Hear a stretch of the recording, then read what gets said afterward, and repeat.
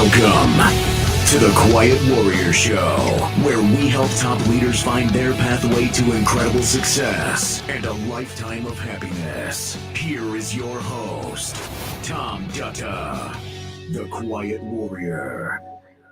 All right, everybody, Tom Dutta. Hey, that's Tom Dutta like butter. I was just saying to my guest who's in the green room that the last 3 days have been an extravaganza of theatrical shows. The live show Beetlejuice, the live show Three Musketeers, and now I have another theatrical spectacular with Dr. Amelia Kelley, who's been here before, but she's in the green room looking great as usual. Everybody, thank you for being here.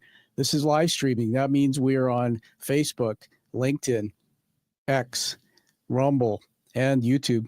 If you can help us out, go to the YouTube channel, give the show a like. That helps the analytics. Share this episode. And we're growing. We're booking out now into April of 2025. Every week we have people in studio.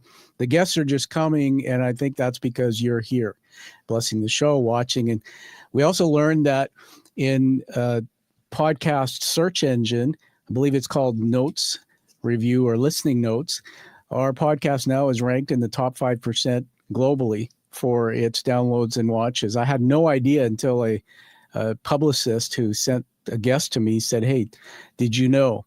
And it's only because of you. So thank you very much. Everybody, let me tell you a bit about Dr. Amelia Kelley. First of all, she was with us a couple months ago talking about another book that she has, Suicidal Ideation. It was a great show. You can go back and find that one. In that show, you'll hear a lot about her backstory. Today, we're featuring the 2.0 of that, a couple more books that she's written. A little bit about her. You can go to ameliakelley.com to find out her full biography. She's a trauma-informed therapist, also co-host of the Sensitivity Doctors podcast. I think now she's the host, researcher, certified meditation and yoga instructor. She specializes in art therapy, internal family systems, things like EMDR, brain spotting, and it's even broader than that. Her work focuses on women's issues, but also empowering not just women, but men, focusing on things like survivors of abuse and relationship trauma. Highly sensitive people. I appeared on her podcast and talked a lot about highly sensitive men, which, by the way, blew my mind. Go to see that episode. We've been getting some good feedback on that. She lives near Raleigh, North Carolina. There's several books she's written. We'll talk about that on the show. And I wrote to her before the last show and said, "Why are you a good fit for the narrative of the hero's journey?" And she said, "My life approach is failing forward, Tom. My greatest successes have come from failures." And she talked about the evolution of creating a family, 8 years of heartache and fertility struggles that led to exploring trauma therapy, which has uncovered years of her generational traumas from being the granddaughter of refugees from Ukraine. And it's informed her life work. Truly somebody who has a purpose behind what she's doing. Last thing she told me is, "I believe strongly in the power of a growth mindset, ability to speak up for oneself. I've been a result of living in the world as a highly sensitive person myself, who's being called sometimes too much or too emotional." Sounds like I'm writing to myself there. So everybody, let's bring her on. Dr. Amelia, welcome to the show. Hi, I'm looking down because I'm sharing your link live on my Instagram so people can come find us. Like, come find us. I'm saying come find us right now. That's awesome. Well, you're definitely... You caught me. I did, and that's a first. So that's a first for the show, and it's a great thing. You're everywhere. You're on all the social feeds, and your platform is... I've been watching it. It's incredible. Thank so you. We're coming back again. By the way, what's the weather like over where you're at today? It's pretty hilarious you ask, because this is not the first but second snow day that we've had for, okay, so I'm from upstate New York, and we currently have on the ground maybe 1/10 of an inch of snow. Yeah. And yet we are on day 2 of no school. So chilly, but it's fine. And there you are. And the total professional and multitasking, because I know the family's involved. I've got to tell you, West Coast here, it's bright, sunny, and beautiful. It's -2 degrees, so 2 degrees below freezing. Wow. But that's mild. But we haven't had snow. We've had almost like summer-like conditions. So great to have you here again. Listen, I'm going to ask you if you're willing to get back into Plato's Garden to have a conversation. You ready to do that? I'm ready. Okay, watch this, everybody.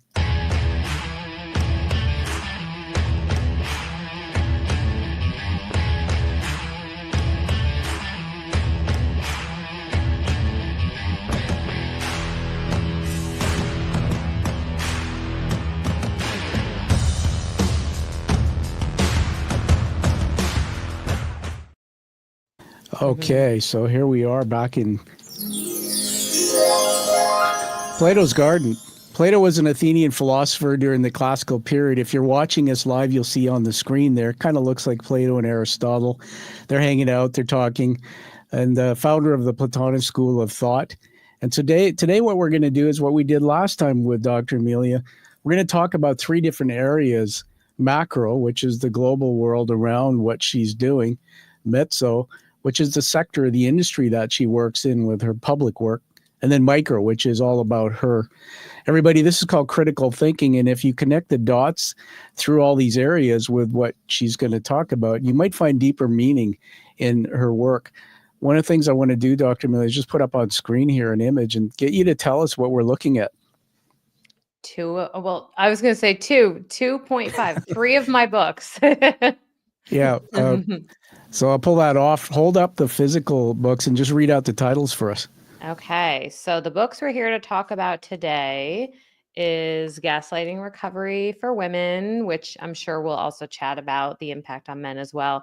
And then I was joking to you that my publisher continues to send me like internationally published books of it. So I have the Japanese version, which is super cute, but also read backwards. And I will say That's it's super crazy. fun. It's fun seeing, I'm trying to find one that has the illustration where like things that I've created are like done, but in a different language. So that's fun. And then I joke that I got this one and I have no idea what language it is. Yeah, you know what? I can't help you on that one. No idea. If anyone knows, actually, yes, if anyone knows. Yeah, well, the interesting thing about that cover is the way they've broken the word up. So even looking at it like that creates some evocative thinking. Let me throw on the screen something else just to get us all into this conversation. Here, I was wondering what AI said in terms of defining these 2 topics. So I'm just going to put it up there for fun, everybody. It'll be left in the production. I'll read it out loud, and then we're going to just get into some dialogue on your books. This is what ChatGPT said: ADHD, attention deficit hyperactivity disorder, common condition that affects how a person pays attention, stays focused, and controls their impulses. Imagine your brain is like a TV with multiple channels. Someone with ADHD has a hard time staying on one channel for too long. Sometimes the volume of energy feels cranked up. People with ADHD might struggle to sit still, focus on tasks, or follow through the plans. Even if they really want to, it's not about being lazy or careless. It's about how the brain processes attention activity. ADHD can show up in different ways. Some people are very easily distracted. Some are very active and impulsive, hyperactive, and some have a mix of both. So now you tell us, what is the real meaning of that? That's so intriguing. I'm sitting here because I'm like, I've never looked up AI's version. And I should also, I guess, pop this book up too. So the other book we're talking about, of which I was hold it up a bit more. I'm going to full screen it so I can see the. Great. Read the title to us. Powered by ADHD, Strategies and Exercises for Women to Harness Their Untapped Gifts. And again, if you notice, both of these are centered on women. However, I really love in the work that I do in, my podcast and kind of my platform to make sure that I appeal to everyone. But there are some nuances with women that are very interesting and we should definitely touch on. But so as far as ADHD, I'm not saying AI is wrong. I just think it paints a little bit of a kind of an anti-ableist vision, I would say. So here's the thing with ADHD. There's a misunderstanding that it has to do with hyperactive external presentation. The hyperactivity, it's interesting to note, is actually in the way that the brain mechanisms don't orchestrate and turn off and on at times that they are meant to. So it's the hyperactivity is when too much of the brain is firing. And the interesting thing is that adding stimulation to the hyperactive brain helps certain parts of the brain turn off so other parts can turn on. So it's That's interesting. Yeah, so it's almost kind of an opposite thing. You increase stimulation to decrease activity. But very specifically, what AI did not say is that it is a neurobiological disorder. that has to do with how the brain develops. And so the ADHD brain generally takes a little bit longer to reach full maturation. And sometimes you'll see some differences in the depth in the prefrontal cortex, which is where executive functioning lies. Yeah. And for anyone wondering, I used to scratch my head at executive functioning. That would be an interesting thing to AI, like what is executive functioning? Sure. The way I describe it simply is that anything you want to accomplish, whether it be putting your laundry away, making that phone call, or being able to listen in a conversation, you've got the desired behavior and then you have the execution of the behavior. Everything in between the two is where the executive functioning is. I see. Interesting. So having been through a bit of a brain recovery from a concussion, as you know, I learned a lot about executive function. You know, I have some friends actually who they go online and they think like this term ADHD is thrown around out there. And I'm curious how people get properly diagnosed. There's one way, you know, younger people, a lot of them I talk to, they go and use these online questionnaires and things. I tend to wonder, maybe I'm a little skeptical about that. And then a real life experience, Dr. Amelia. Last night I mentioned the Three Musketeers. I went to see a live theatrical play. And the day before, 2 hours watching the new Beetlejuice Broadway show.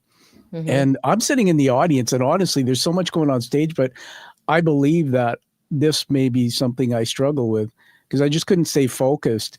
And then afterwards, I was thinking about, did I really lean in, and what was my retention and all these things? I'm going to throw something out here for us to riff on. By the way, have you experienced ADHD yourself in your own life? So it's interesting because when I look at the trajectory of my life, I probably wouldn't have been someone who ever would have qualified. You know what I mean? Like the external behaviors were not present. But as I have dug more into how it presents in women, and I have recognized my intense coping mechanisms that I have used for a long period of time, absolutely positively, I meet some of the criteria actually for hyperactive type, which I think is part of what makes me appear extroverted at times. But all I've done is what any adult could do. And this is actually to your point. If you're seeking specific treatment, if you do want to, for instance, try medication, or you want to have someone who is like deeply engaged in your treatment and you want that diagnosis, and or you're looking for accommodations, whether it be at work, whether it be in school, proper full diagnosis will happen in a medical setting where scales such as the adult scale, the adult self scale for ADHD, which actually I just had a client do this morning. It's a really easy assessment. You can find it online, the ASRS, I want to say something like that. Yeah. I might actually look that up. I might be misquoting the acronym. But so you can start with those things. I do think it's good to start with some self-reflection, and actually in my ADHD book, I have an altered assessment that kind of gives you real life examples as opposed to just general examples, because I thought that'd be helpful to have a little different version of the assessment. Once you have that, it's helpful and important to go to a provider, if you so choose, who can look at the full scope. How does this show up in, relationships, family, home? There's an old notion that it needs to show up in all areas. Right. I at this point in my career and in my practice, I disagree. Interesting. Because if there's an area of your life you're deeply interested and you get more dopamine release, some of the ADHD symptoms won't be as glaring or present because you're able to get into flow more easily as someone with ADHD. Interesting. Flow. My like aunt or uncle Flo. Here's everyone. I'm so blessed. I'm going to just get full screen a little bit here. I'm so blessed because I actually received both the books we're going to talk about. So thank you for that. Hard to see here, but page number 17 onward, ADHD self-assessment. If you suspect you have symptoms of ADHD, this can help to complete the following assessment based on diagnostic, blah, blah, blah. So everybody get this book, get into it, do the self-assessment, and then reach out with somebody like Dr. Amelia who can actually have that conversation.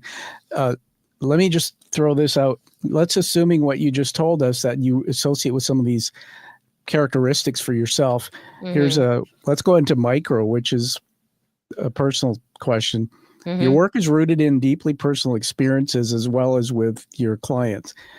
So share a moment when you realize that your ADHD, or perhaps a story from one of your clients, that the challenges faced were not limitations, but gifts to be harnessed. And how did that moment or those moments shape your path? Well, I think I could talk about clients all day long about this, but I might actually go for it, be a little more vulnerable and talk about myself. Awesome. Two things. I think one of them had to do with finding my life purpose, and then one of them had to do with dealing with stress. So when I think back on, school, for example, I was fine. I did okay. I was, A minus, B plus student. There were certain things that I struggled a lot in, like foreign languages, forget about it. Social studies, when did the First World War happen? Like that. I'm just like, I don't know. When did it happen? Early 1914 or 1900s. something like that. No. Yeah, exactly. I am not your best friend for trivia, like for generalized trivia. Yeah. And, I think in a way I leaned really a lot further into like arts and then also my relationships and my friendships, because that's where I felt good. Whereas I felt kind of like mediocre when it came to school. But here's the thing, a lot of people misunderstand. They think that people who are neurodiverse, like if I have ADHD, how could I be so accomplished? Yeah. There is I'm not saying that about myself. I'm saying in general, like a person saying that. And then clarify what neurodiverse means just for our audience. Sure. So neurodiversity is a theory of looking at the human brain as things like autism spectrum disorder, high sensitivity, which I definitely fall in that category. And then things like attention deficit disorder and traumatic brain injury falls in that category. So it is looking at the brain as not deficit and not something that is disordered, but something that is a deviation, just a different presentation. I see. I would beg to say we don't have a 50-50 split in our world, to be honest. You look at the stats, you've got 30% HSPs roughly in our human population. You've got up to about 8% ADHD in the adult population, over closer to 10 in the children population.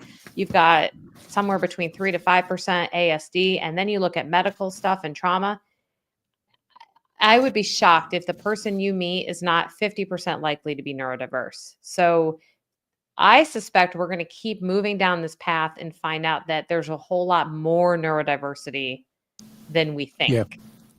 Just on that point about 8%, 10% adult and children, is there any reason for the difference between the two? Sure is. Yep. So, and this is like the highest statistics I've seen, by the way. So I have seen numbers lower where they say 5% for adults, 8% for children. I just want to put that out there. Depends on your source. But there are studies out there that show that children who are in stressful environments or traumatic environments, kind of like you were saying, the ACE scale, adverse childhood, more stressful environments, and also present with higher motor activity. So more of that like positive presentation of hyperactivity, are more likely not to, quote, kind of grow out of ADHD symptoms as their brain develops. That's interesting to me, for sure. But there's a little bit of correlation between highly supportive, low stress environments where there's not the hyper motor activation, where some individuals will age out of being kind of classified as highly ADHD. But this is just a marginal amount. So going back to that hyperactivity, how does the world we live in, where there's these smartphones and computer games, and I walk into a restaurant now and I'm sitting at a table having dinner. I look over and there's the parents, and then they've got the two young children. They've got devices in their hands. Keep yourself busy. The world's changed, right? With all that technology, does that play into the ADHD at all, or is that a myth? So I'm going to take that and put it on the shelf for a second, just to finish answering your question about how it showed up for me, if you don't mind. Absolutely. Because what I do think this is a helpful thing for people who suspect that they might have some form of neurodiversity. What I discovered was that when I finally got zeroed in on something I was super passionate about, which is this, like anything related to psychology, self-help, empowerment, and writing also. Yeah. So I went from an average student, very average student, to, I'm not saying this to be like grandiose. I'm saying this to be factual. By the time I hit grad school, I was a 3.9. By the time I hit my doctoral program, I had a 4.0 the whole time. That's So, remarkable. but that's what I'm saying. Obviously, there was something going on where if we just stay stuck in what is difficult for us and what we think other people expect we should be doing, we don't get to necessarily live out our strengths of our diverse brains and see where they can go. Okay, I want to riff on this with you. This is storytelling, everybody. Dr. Amelia Kelley here. Hold up that book again. Let's give it a plug. I'm like, I have like piles now in front of me. ADHD. Mhm. Powered by ADHD. There you go. Yep. And I do have a Portuguese version somewhere. I find this very interesting because, for example, I'm involved in university doing a program, and I'm extremely interested in it, and it's connected to the purpose of something important to me. So I can focus, I can lean in. Yep. There's other things that I do where I find myself very scattered and I'm not leaning in and focused. So I think you've given us a gift. Everybody listen back to that little piece. It's a learning there, and then step back. What is your focus? Ask yourself the question. Let's get back into the book. Why did you write it, by the way, this book? And talk just for a moment about how it's structured, because I saw it as a bit of a tool, a workbook, something that is not just a typical book. Right. Well, and it was intended that way. It's intended to be bite-sized so that the ADHD brain will remain interested, and we can really, you want to create a little sense of break and urgency for the ADHD brain. Like you want a little pressure. That's why sometimes people with ADHD perform better when they procrastinate first. Yes. And so that was the structure. But what I found was that when you looked at the research on ADHD in women specifically didn't really start until the early 2000s, which is wild. I can't believe that. That's crazy. Why? Any reason why? Oh, I got lots of reasons why. Give us one, because that's the first question. Why? I mean, focus and funding. Really? If the focus wasn't there, if the misunderstanding and the myths around ADHD also, because classically hyperactivity was seen as a hallmark for identifying ADHD, and then all the executive functions that came from that. And we know that this is something that presents a bit more in young boys. It does present in young girls as well, but ADHD can look very different in young girls. I mean, it can look like internalized flight of thought. It can look like insecurity. It can look like things that feel like anxiety. It can look like masking behaviors. It presents so differently in girls. And I think it was honestly more difficult to detect. It took people to challenge the status quo to identify it. Well, that's fascinating. A nugget, the 2000s. So tell us about, so you self-assess, you go talk to somebody, and you have this characteristic or traits or whatever you refer to. How do you deal with it? What are some of the strategies in the book you talk about? Well, there's a lot of really amazing ways to live, I say, a fulfilled life as someone with ADHD. I have a group that I do every other Thursday with women, specifically that was kind of born from the book. And a lot of what we do is we'll bring up a topic, say it's struggling with task completion. You have to start looking at the way that your unique brain functions at its best. So for someone who is neurotypical or who doesn't have ADHD, they may do really well with a to-do list on their fridge. Okay. So someone with ADHD, however, may be a little bit more likely to struggle with decision fatigue because they already have a flight of thought process going at a more active rate throughout the day. So they see that to-do list and it just causes freeze response, and this is not for everyone. I'm just giving an example. So for the ADHD brain, it may be better to block out your day, for example, or it may be better. I always give the advice of scheduling your tasks as if they are appointments on your calendar, because we're much more likely to show up to an appointment than we are that random plan we had to clean out our fridge at 1:00. Yeah. If you open up my calendar, that's exactly how it looks. Awesome.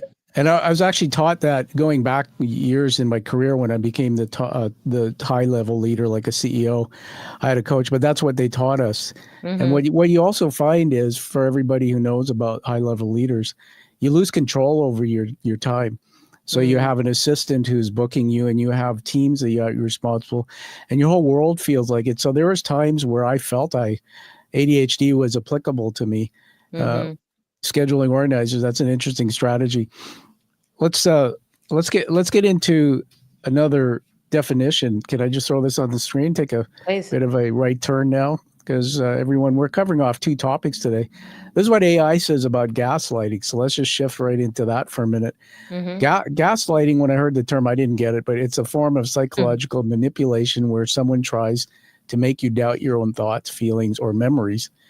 It's like if you know you left your keys on the table, but someone keeps insisting you didn't, making you question yourself. Over time, gaslighting can make a person feel confused, anxious, unsure of what's real. The person doing the gaslighting might deny things they've said or done, twist facts, or make you feel like you're overreacting.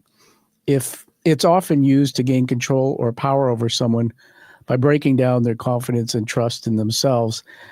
Before we get back to you, there's another book here. Let's hold it up together in stereo. So again, my piles. There it is. You have that one. I'll do this one. Okay. Oh yeah, the one you don't know what it means. The one of which language I have no idea it is, or this one. Oh yes. Read the title off mine, by the way, just so they can hear your voice. So, Gaslighting Recovery for Women: The Complete Guide to Recognizing Manipulation and Achieving Freedom from Emotional Abuse. So tell us the real definition. I mean, I think that term's overused. It actually bugs me. I hear it a lot also in politics, the media. Oh, they're gaslighting. And I don't think many people understand what it really means. So give us your general version of its definition, and then I want to ask you something about it. Sure. Well, I don't think, again, AI was wrong, but I think there were a couple things that were left out. First and foremost is that it is a form of emotional abuse at its core. And yes, born out of manipulating someone's perception of reality. Another thing that AI had left out was that it can also be done to groups. So it's not necessarily just a one-on-one situation. It can be done, to your point, you said politics is a good example. It can be done to a mass group. It can be done to a gender, which is why Gaslighting Recovery for Women focused on women, because women have been classically more targeted. Not always. We can unpack that. But I think a big thing to remember with gaslighting is that, to your point about what it's not, it is not a disagreement. It is not a different opinion. It is not a misremembering. You remember it this way, I remember it this way because we have different filters. Instead, it's intended to control and change and manipulate someone for the benefit of the person who is employing the tactic. Interesting. Do you think people who do that, do you think they're doing it intentionally, or can it be where some people are, maybe they're sick or not emotionally well, and they just are doing that and they don't know it? Can it be a blind spot? It can be both. I get asked this question a lot, but I want to be clear about the harm that either can have and how I term the two.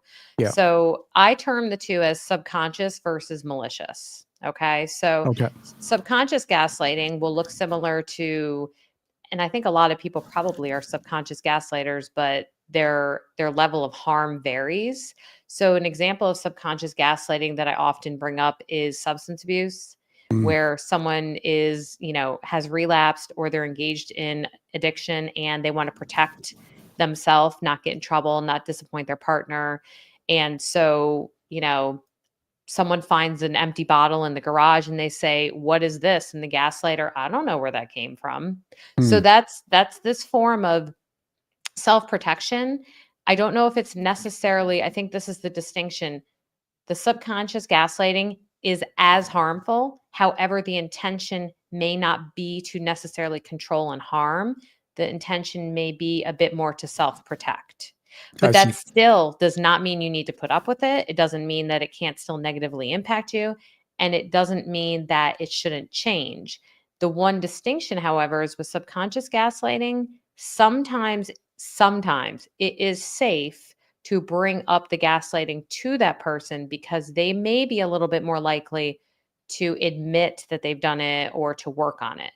However, with malicious gaslighting, it is normally not healthy or safe Yep. to bring it up to them because, as I say, they speak a different language. This is Yes. like a different emotional language. Some malicious gaslighters don't intentionally know they're doing it, but they know they want control. Like they Oh, may yeah. not necessarily say, you know what, I'm going to get control over this group or this person by gaslighting them. Instead, their thought process may be more, well, I'm not going to admit to that because that makes me look like the bad guy and I'm not the bad guy. This person is. And it's this constant lack of awareness and insight that drives a lot of malicious gaslighting. Yeah. Wow. So deep there. Everybody, just ask yourself this question now because you've got me thinking this way. Think about someone, everyone, that you could say fits into this category, somebody who is a gaslighter. Put that image in your mind, and particularly for the women who are watching this show. And now, Dr. Kelley, I'm going to throw something out back in Plato's Garden here, a thought that we can talk about. So you've helped countless women break free from what I'm going to say, use the word emotional abuse through this work on gaslighting recovery, the books there. Was there a specific turning point in your career where you felt this focus was your life calling? And if I am a woman or somebody with you now, how are you going to help me? So I have to grab another book because my very first book I ever co-wrote and really ever wrote was What I Wish I Knew, Surviving and Thriving After an Abusive Relationship.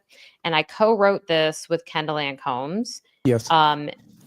Beautiful, brave woman who shared her story of getting out of an abusive relationship in which she was almost killed in. I mean, this was a very serious domestic violence situation. Yeah. In writing the book, at the very same time that you're in Canada, correct? Correct. Right. I'm not. You know where I am. Yes. At the very same time that our political climate was getting real hot was the same time that I was writing this book. So there was this collision of our collective society experiencing gaslighting and it being labeled and named, the book being written, me hearing her story, and then discovering the term and some of the work that like Stephanie Sarkis has done, for example. And all of a sudden I realized this message of self-empowerment that I've been trying so much to lean into and get out into the world because it means a lot to me to be able to speak up for yourself. It's not about talking about self-empowerment only. It's about talking about why you need self-empowerment. And I believe gaslighting is an example of why we need self-empowerment because the more capable and self-assured you are, the more you speak up, the more you recognize if you're being gaslit in the first place in the early stages of a relationship, the more people that won't have to go through the harrowing experience that she did. So this was like a collision of, as soon as this book was done, What I Wish I Knew, I knew that was my next mission. Wow. And the irony is that gaslighting recovery for women came out, I want to say 2 months after it became Webster Dictionary's word of the year, which was wild. So, hey, let's celebrate on that one. There's a new fact. I didn't know that. Man, just think about our society, everyone. How can that word be the word of the year? That's crazy. I'm holding in my hand here. I'll just jump in and riff on this for a minute. I'm holding your book in my hand here, and there's several things in it that it almost appears that, again, it's written as a workbook and a tool. Can I ask you, going back to what you said about gaslighting, women have been more targeted. Is there any, is it weighted also? Do certain races tend to show this more? We know about the gender piece, but what about by race? Absolutely. Basically, any marginalized group is more likely to be targeted. Because I when see. you have, right, when you have a group or a person who's trying to be marginalized, even if you think of an abuser trying to ostracize or isolate their target from the Yeah. rest of the family or the rest of the tribe. Okay. So anytime Yes. you have a person or an entity that is trying to sustain power, one of the most powerful ways to do that is with gaslighting. And Interesting. so we look at, I mean, it wasn't that long ago that women couldn't vote. It wasn't that long ago that we couldn't have our own credit cards. It wasn't that, Yeah. you know what I mean? Like, it's not that long ago. And so it was much more likely that women, and I've brought this up before, medical gaslighting, one of the terms connected to that Mhm. is being hysterical. Really? Do you realize that hysterical is based off of medical complications of the female reproductive system? Hysteria, No idea. hysterectomy. Are we seeing all these connections? Yeah, no, It's for pretty sure. wild. That is wild. My goodness. Chapter 1 of the book, I'm just holding it here in the studio again, is about what is gaslighting. So we've kind of talked about that, the origin. Mhm. Just comment on this case study. So you've got several case studies in here. Mhm. Explain why, or just so people can get a picture of what that is. Like Why why the case studies were in there? yeah, Which case study or any of them? any of them. Just in general, you wrote the book with case studies. How's that Gotcha. helpful Okay. for somebody who I was might like not? ready to get my book out and like get to the case study. Well, actually, you know what? I'm going to put you on the spot because I look like case study number 2, the narcissistic abuser, Mhm. coming from the business environment. I hear the What word page are you on? narcissist. That's page number 33. Here we But are. while you're looking that up, I'm just going to say that, what comes into mind is where I come Mhm. from, the business. I spend, Mm. you spend half your life in business. You hear this term a lot about bosses or people who Mhm. are overseeing others. He's a narcissist. She's a narcissist. Anyway, you've thrown case studies in here. How does that all work to help Well, us? so I wanted people to see like real life examples of how gaslighting can be a little bit less detectable than we think. Yeah. That if you look at these studies very closely, each and every one of them has a very subtle Mm, level of gaslighting. And my intention behind that was because the example that AI gave, someone yeah. moved your keys, I didn't move your keys. That's tactile, it's obvious, it's something that's so glaringly in front of you. But a Mhm, lot of gaslighting doesn't look like that or feel like that, and that's why mm, it's powerful. The more subtle it is sometimes, especially in the beginning stages, the more effective it can be, because the less you detect it, the more the gaslighter can continue to erode your yeah. sense of self and your self esteem and slowly pile on tactics on top of tactics until your reality is their reality. Interesting. So if I come into a room and I sit down with you and I don't really know much about gaslighting, how do you, I don't know if the right term is diagnose it, but how do you draw that out, or how do you know that that's something I might be experiencing, or how do you get me to identify it? Well, I will tell you, as a therapist who works with folks like this a lot, I take my time. Yeah, Okay. So I'm really going to listen not just to the kind of the key moments of an interaction, but I'm yeah, really paying attention to how much the person feels like they get to have their own opinion, how much they get to speak up, how much they're able to connect with their inner dialogue. yeah, If someone starts to doubt what they know to be true, I will be more likely to have them pause and say, "Okay, can we double back and fact check this a little bit?" I think fact checking is really important. So much so that I put a whole chart for it in this okay, book. yeah, It is not it's not histrionic or hysterical to fact check, yeah, it's actually quite smart. And to me, if what I'm hearing is so flagrantly mismatching with how the person is feeling or what they believe, that's to me a sign that we need to take a closer look. I see. Mhm. Interesting. Back Or if to they're the, always being devalued and minimized. Sorry to interrupt you. yeah, If every single argument and conflict is their fault yeah, and the other person never is at fault, yeah, that's a bit of a red flag that makes me want to pause and double check.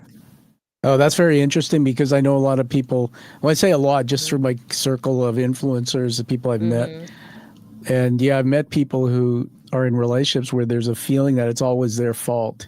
And what's interesting with me is because you and I talked about this on your show, hypersensitive. Yeah, I did the ACE test, and by the way, ACE, everyone, it's in the book, but you Google and find that it's an assessment you can do about your childhood. 10 questions to identify if you went through various forms of trauma. Correct me if I'm wrong. I don't mind being vulnerable here. I just did the ACE test because I'm doing things now, especially because I'm in a university program where I'm learning more about my identity. I'm opening myself up, Dr. Amelia, and I never thought I would ever, at this stage of my life, do that test. But you'll know what this means. I scored 9 out of 10, and they said, yours is extremely high, Tom. Yeah, that is very high. And I had no idea when I read it back, and everybody, I'm teasing you because I want you to get the book. I'm not going to give you all the answers. If you've come from adversity or some type of feeling of you were traumatized in your early beginnings, find this book and find that test and do it, and then go sit down with somebody and say, okay, what are the strategies and tools? So the last thing I'll say about the book is it's well laid out. I really enjoyed it. There's 3 sections: understanding gaslighting. So we just talked about that. Then there's the healing, which we won't get into in great detail today. And then what I really like is the last piece, part 3, is thriving. Tell us about what you mean by that. And how can somebody thrive coming out of or with this? Well, I think, when you look at the fact that gaslighting erodes that sense of self and sense of kind of agency, for me, when I see someone who's thriving after, it's someone who is deeply connected to their independent emotions. I call it emotional individuation, where you are in touch with not just what you're feeling, but why, and you're willing to find safe relationships to express it. And you're willing to take, I think, at least some risk where you say things that others might not agree with, and you have your own opinions. And it doesn't mean you need to, kind of have a platform on YouTube and express your opinion, but it can also mean something as simple as, I don't like that food, or I don't like that band, or I don't want to go see that movie. Like just feeling agency to even just not people please and not appease or fawn, the fawn response with trauma. Yeah. Right. And so just having your own individual thought process, being back in touch with that, because gaslighters can strip you of that. Yeah. And so to me, that is thriving. Yeah. Just for the sake of the audience, and then we'll create a little viral short clip on this, just spell out fawn, what that means. So we know fight, flight, freeze. Those are trauma responses. Fawn is a trauma response we don't often think of.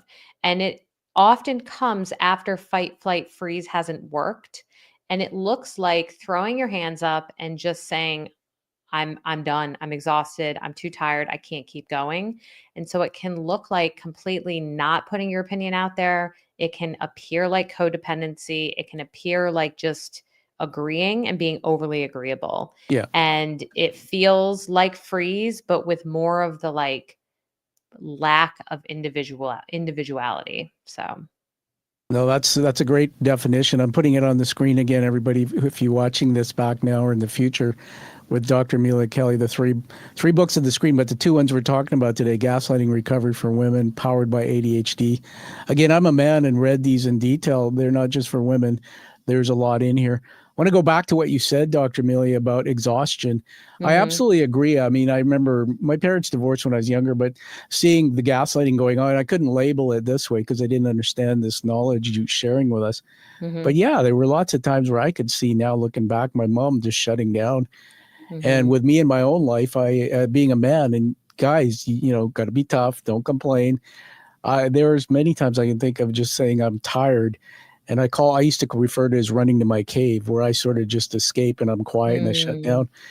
The one thing I've always struggled with when I'm gaslighted by someone, and I've had that in my life in business by bosses, but also I've experienced it personally in family environment, is I sometimes just will run away from that. But I don't come back and stand up. I don't come back. So things don't get resolved. And they build up to the point where you feel you've lost your freedom and your identity. And this is why I think the book you've written is such a great resource for anyone, because what it did with me is inspired me to say, you have some rights here, but you got to stand up, and here's some tools. Last thing I wanted just to throw out there is it about fixing other people or working on yourself first, not fixing other people? Because I think you might agree that gaslighters, narcissists, we can't change them. Well, first and foremost, I just want to acknowledge your experience as a man being gaslit, and that highly sensitive men are more targeted by gaslighters. Yep. We know you're an HSP. And so, and because of toxic masculinity and ideas around masculinity is great. I don't want people to think when I say toxic masculinity is bad. It's the idea that masculinity has to be toxic. It doesn't. Masculinity can be beautiful and founded in like strength and joy and empathy. But men are definitely more likely to be gaslit when they are highly sensitive or emotional. So yes, let's say, for instance, you are experiencing gaslighting and you're asking, how do you stand up and should you stand up? I had said earlier that with subconscious gaslighters, people who are not necessarily intending to harm or control you, but they are doing it as a self-protection mechanism, I encourage you, put your cards out on the table, bring it to their attention and say, this might seem like an en vogue term, but I believe you're gaslighting me and this is why. And sharing. The hope is that these individuals, while they may be defensive in the beginning, they will be able to take pause and inventory and do some work on themselves. And it's probably not going to go away right away, but that they're willing to admit that they have been manipulative or that they're not being open and honest. Yes. That's the desire. Then we have the other end of the spectrum of malicious gaslighting. And to the point of how do you stand up? First and foremost, find out or figure out you're being gaslit. And this has nothing to do with them. This is the beautiful thing.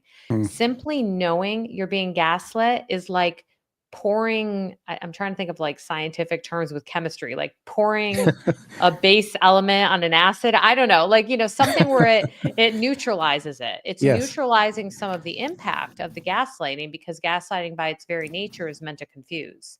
So if you know it's happening, that's step one. Step two, if you do not feel it's safe to bring it up to them, find a support person that you can talk to. I was professionally gaslit by someone. I shared my stories a while ago. You could check out the story. It was really incredulous. I didn't bring this up to it was a guy. I didn't bring this up to the professional that was gaslighting me. I got off the phone and I picked the phone up and I called my husband and I was like, you will never believe what just happened. And I talked with him about it so that I could have that touchstone with reality, someone else validating my experience. And that is a very important part of standing up for yourself when it comes to gaslighting. And that doesn't have to just be in relationships. That can be racialized gaslighting, medical gaslighting. If you feel like you're being medically gaslit, check in with someone else, find another doctor, get another opinion. Lastly, if it is safe and appropriate and possible, go report it. So if it's in a work environment, this is going to look like HR.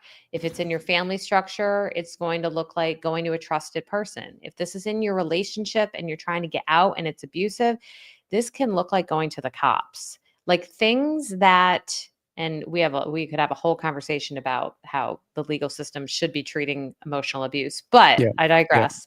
Sure. Speak it, get it out there, but probably not to the gaslighter who speaks a different emotional language. Interesting.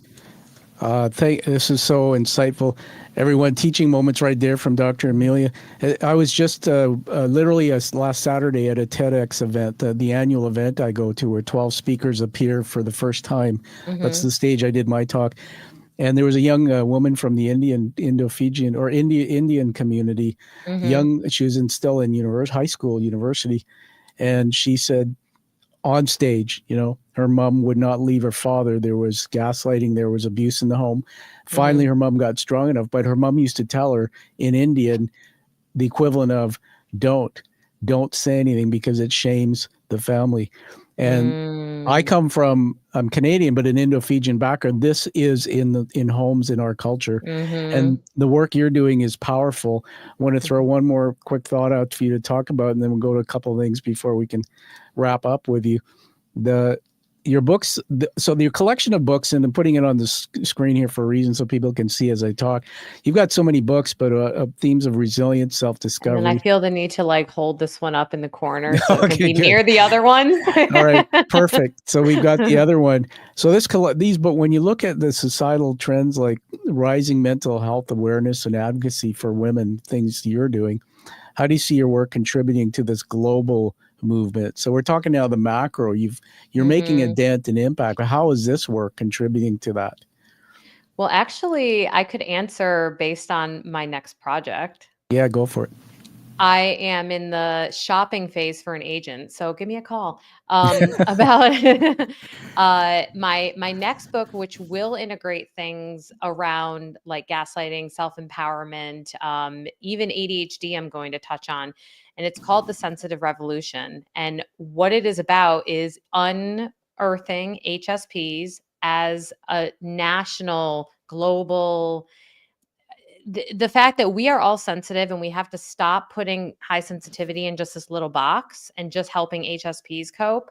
We need to help HSPs cope, but we also need to increase awareness about everyone's sensitivity, moderately sensitives and lower sensitives, in addition to the fact that if we're not all working together with our sensitivity, no one's benefiting. So I truly believe that by increasing awareness about high sensitivity, everyone understanding it, everyone knowing how to cope with it, and then not gaslighting, and also understanding the difference between high sensation seeking and ADHD. Yeah. I mean, I could go on and on about this. I'm very excited.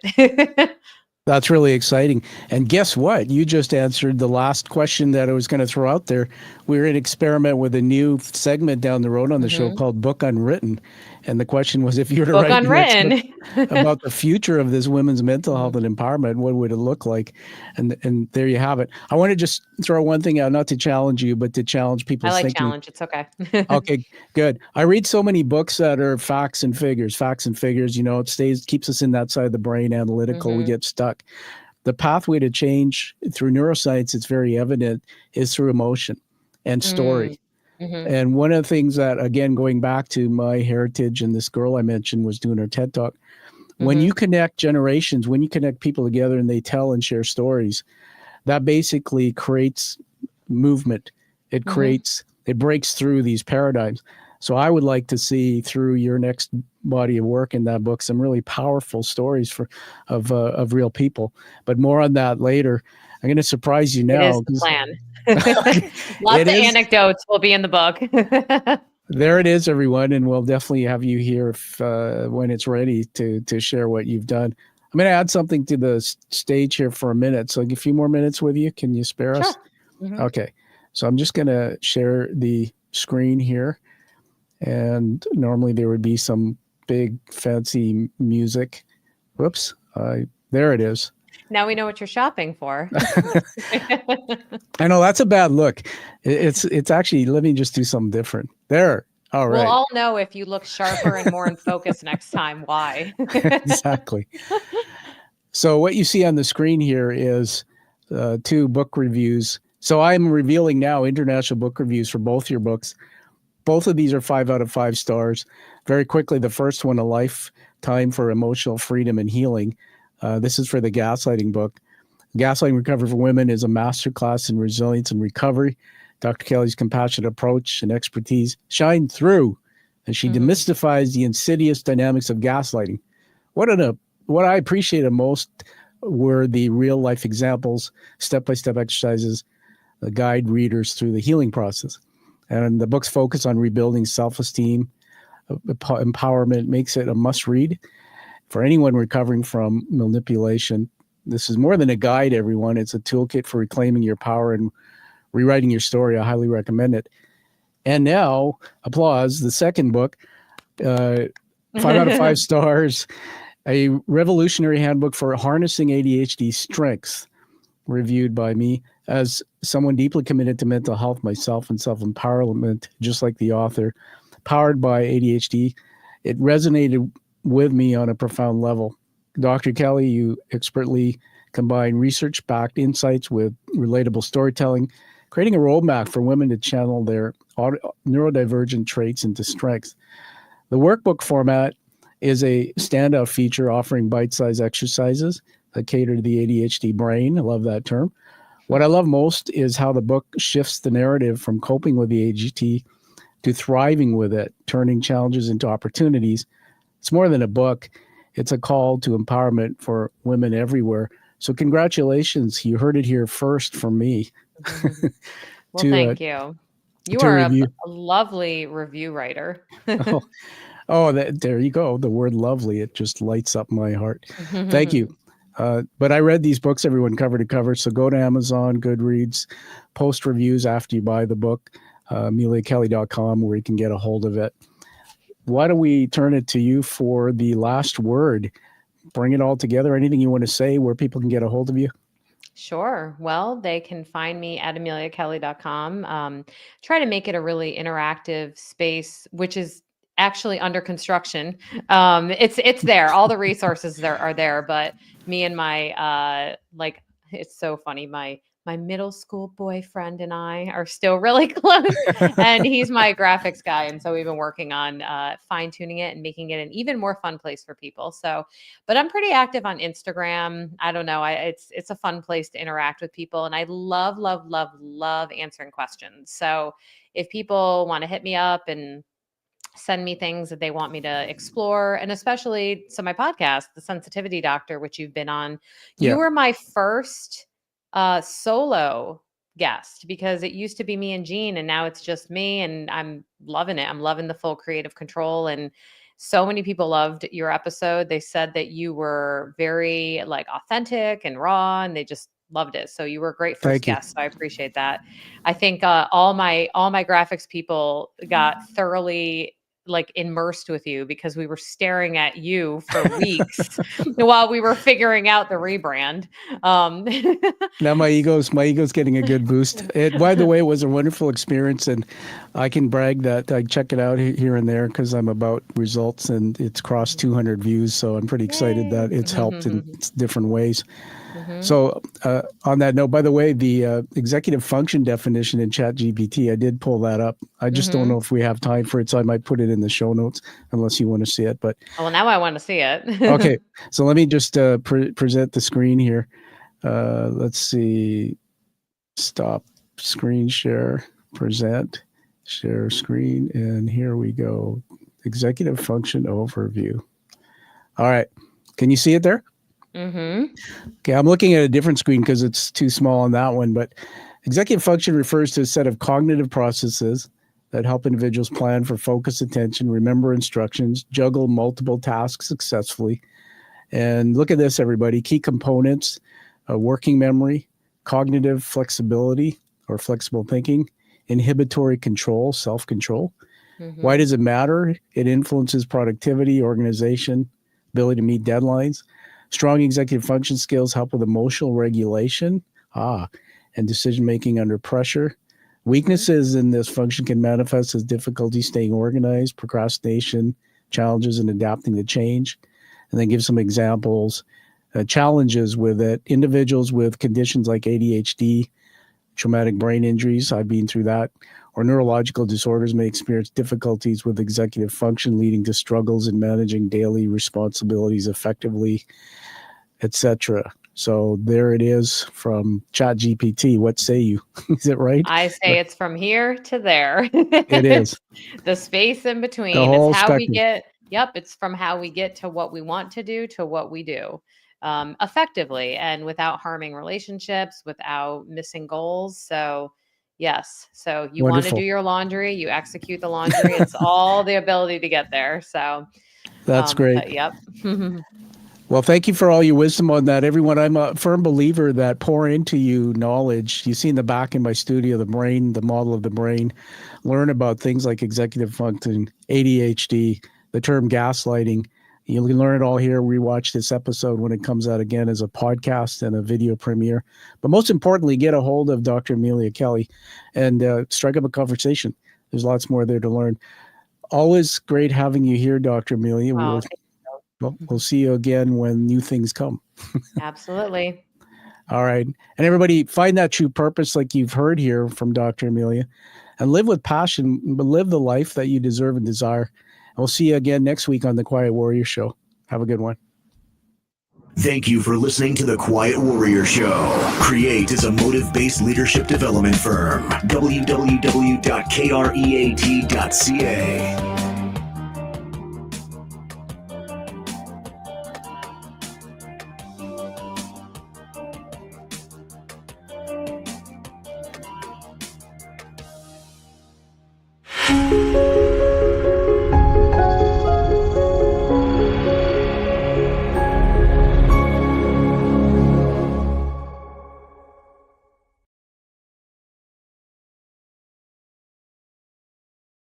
Okay, we're just going to take her offline here, ending the stream.